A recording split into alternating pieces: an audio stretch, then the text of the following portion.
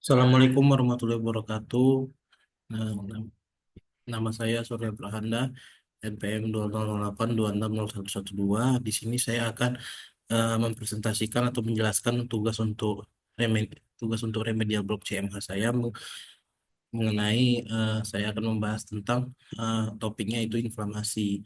Yang mana di sini inflamasi yang pertama perlu diketahui bahwa inflamasi ini adalah sebuah reaksi tubuh yang bereaksi ketika adanya peradangan atau yang lebih jelasnya inflamasi itu adalah peradangan pada tubuh yang bisa menyebabkan rasa sakit atau bisa menyebabkan dan terjadinya nyeri.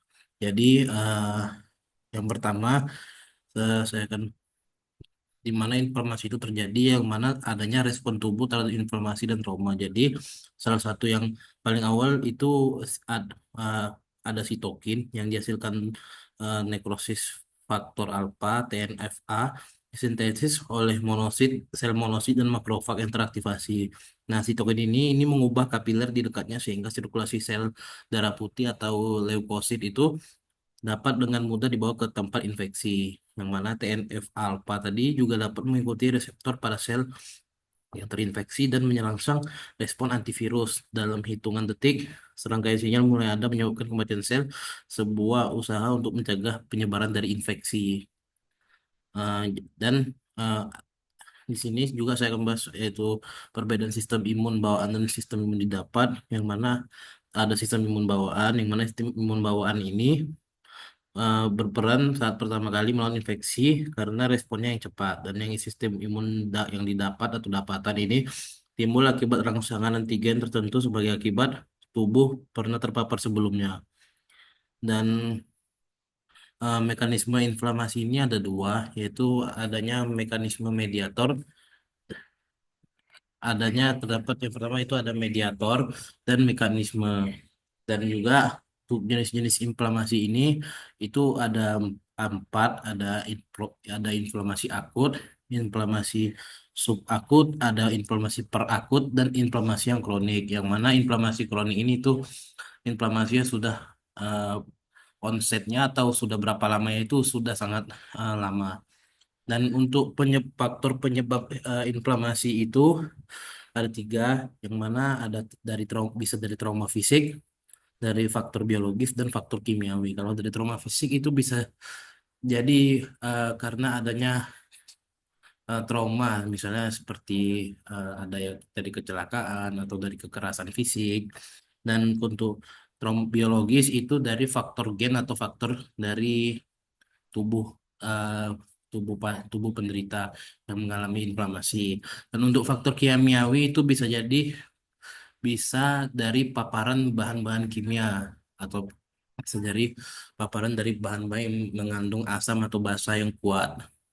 Dan untuk perbedaan inflamasi akut dan inflamasi kronis itu bisa dibedakan saat timbulnya, yang mana inflamasi akut itu timbulnya onsetnya baru baru sebentar atau tidak lama.